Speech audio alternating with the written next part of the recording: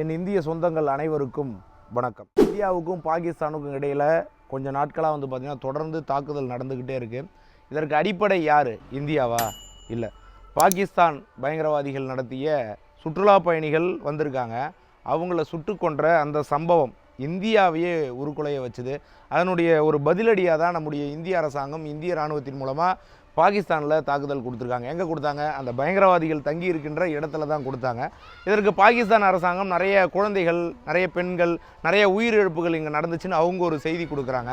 அப்போ இங்கே இருக்கக்கூடிய சிலர் பேசும்போது நான் பார்க்குறேன், இந்திய அரசாங்கத்தை நம்புவதை விட பாகிஸ்தான் அரசாங்கம் சொல்வது உண்மை என்று நம்பி அவர்களுக்கு ஆதரவாக அமைதி வேண்டும், தாக்குதல்கள் இருக்கக்கூடாது அப்படிலாம் நிறைய பேர் பேசுகிறாங்க.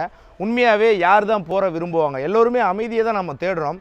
ஆனால் நீங்கள் நினச்சி பாருங்கள், அத்தனை பேரை சுட்டு கொண்டாங்க. ஒவ்வொருத்தர் வீட்லேயும் தாய்மார்கள் இருந்திருப்பாங்க, குழந்தைகள் இருந்திருப்பாங்க, கணவன் இறந்துருக்காங்க. எவ்வளோ ஒரு பாதிப்பு இருக்குது. இதற்கெல்லாம் யார் பதில் சொல்கிறது? நம்மனா வேணும்னேவா அவங்கள சண்டைக்கு எடுத்தோம்? அப்போ தேவையில்லாமல் ஒரு சீண்டல் வரும்பொழுது இந்திய இராணுவம் நிச்சயமாக பதிலடியை கொடுக்க தயாராக இருக்கிறது. அதனால் நம்மக்கிட்ட எல்லாமே இருக்குது, நம்ம பேசலான்றதுக்காக ஒரு அரசாங்கம் எடுக்கக்கூடிய முடிவில் நம்ம தலையிடக்கூடிய அளவிற்கு இந்த புரிதல் நமக்கு இருக்குதா அப்படின்றது மிகப்பெரிய கேள்விக்குறி.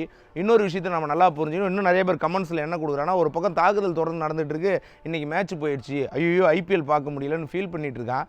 ஒவ்வொருத்தரும் தன்னுடைய மனைவியை இங்கே விட்டுட்டு அங்கே இருக்காங்க, தன்னுடைய தாயையும் தகப்பனையும் விட்டுட்டு எல்லைப்பகுதியில் அங்கே இருக்கிறாங்க. கொட்டும் மழை, பனி, எவ்வளோ ஒரு சூழல், கடுமையான சூழலில் சில வீடியோஸ்லாம் பார்க்குறோம்.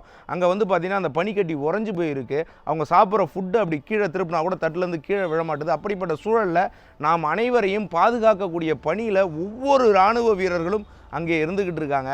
நம்மளால் அவங்களுக்கு நன்றி சொல்ல முடியலனா கூட இந்தமாதிரி மேட்ச் கேன்சல் ஆகிடுச்சுன்னு வருத்தப்படுறதுலாம் விட்டுட்டு விரைவில் இந்த தாக்குதல் எல்லாமே நிறைவடைந்து ஒரு அமைதியான சூழல் உருவாகணும் அப்படின்னு சொல்லிட்டு இறைவனை நிச்சயமாக வேண்டிக் கொள்வோம். நன்றி, வணக்கம்.